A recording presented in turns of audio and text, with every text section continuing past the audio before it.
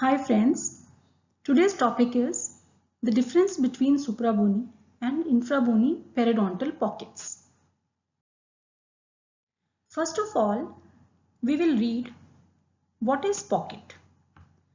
We all know that pathological deepening of gingival sulcus is known as pocket. So that means whenever gingival sulcus gets deepened because of any pathology, this is known as pocket. When we study pocket, two terms are very important. One is pocket depth and the other is clinical attachment loss. Pocket depth is the distance between gingival margin to the base of the pocket, that is junctional epithelium. So when we insert our periodontal probe, where it stops and the distance between gingival margin to the base of the pocket is pocket depth. Clinical attachment loss is measured from C junction to the base of the pocket. Because we all know that attachment apparatus, cementum, periodontal ligament and bone, they start from root, right? So to remember, it starts from CEJ, cemento-enamel junction, to the base of the pocket, right? There are two more terms which are very important. One is gingival, false or pseudo pockets. See, this is gingival sulcus, right? Junctional epithelium is at C junction. When this gingival sulcus gets deepened because of the enlargement of the gingiva due to inflammation, we all know tumor is a sign of inflammation. So when gingival margin grows coronally and this sulcus deepens, we have discussed from gingival margin to base of the pocket, this distance has increased. So there is pathological deepening of gingival sulcus, but this is mainly because of the migration of gingival margin on the crown because of inflammation. There is no attachment loss because junctional epithelium is at C junction only. So this is a pseudo pocket or false pocket and what we call as gingival pocket. In periodontal pocket, junctional epithelium migrates over the root surface. So this pocket, when the sulcus deepening occurs because of the migration of junctional epithelium on the root surface, it is periodontal pocket. In this diagram, it's a combined pocket. There is increase in the size of gingiva because of the inflammation. So pseudo component is also there and junctional epithelium has migrated apically on the root surface. So true component is always there. So it's a combined pocket. So now we come to difference between suprabony and infrabony periodontal pockets, which we call it as true pockets. First of all, we will discuss the relationship of soft tissue wall. Soft tissue wall means gingival wall of the periodontal pocket to the alveolar bone.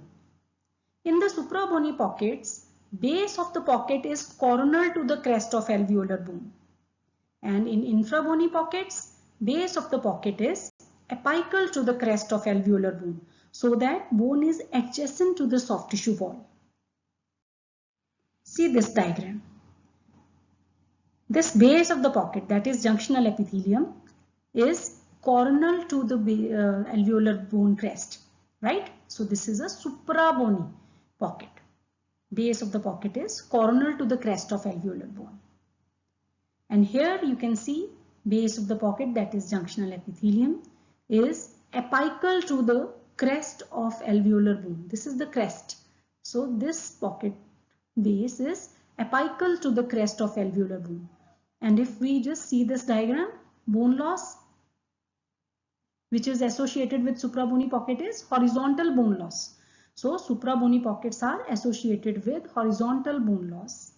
And infrabony pockets, they are associated with angular bone loss, right? So suprabony pockets are associated with horizontal bone loss and infrabony pockets are associated with angular or vertical bone loss. Now we come to direction of transseptal fibers. In suprabony pockets, these are arranged horizontally in the space between the base of the pocket and alveolar crest. We all know that transseptal fibers, they are present between the cementum of one tooth and the cementum of adjacent tooth. So these are arranged horizontally. In infrabony pockets, fibers are arranged in the oblique direction. You can see here, this is horizontal bone loss. And we all know supracrestal fibers are present between the junctional epithelium base of the pocket and alveolar crest. So these run horizontally from the cementum of one tooth to the cementum of adjacent tooth. And in the angular bone loss, they start from the cementum of one tooth. They go oblique, right? They go at an angular direction along the alveolar bone, cross the crest, and then they get inserted to the cementum of adjacent tooth. So here there is angular bone loss associated with this tooth also, and angular bone loss associated with this tooth also. So the direction of fiber is angular. If it would have been horizontal here, horizontal bone loss with respect to this tooth, it would have inserted horizontally. But it has started at an oblique direction from the cementum of this tooth, which is associated with angular bone loss. If we talk about direction of periodontal ligament fibers on facial and lingual surfaces, see here we are talking about periodontal ligament fibers. On the facial or lingual surfaces, depending upon the bone loss, they may run a horizontal or oblique course. But for infrabony pockets, they will follow angular or oblique course always, because the association is with the angular bone loss. They extend from the cementum beneath the base of the pocket along the alveolar bone and over the crest to join with the outer surface of periosteum. So they start horizontally here and they get inserted into the periosteum of the bone on the facial or lingual surface. And in case of infrabony pockets, they start at an oblique direction and then they cross the crest and they get inserted into the periosteum of the facial or lingual bone.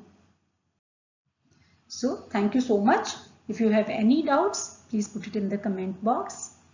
Good day.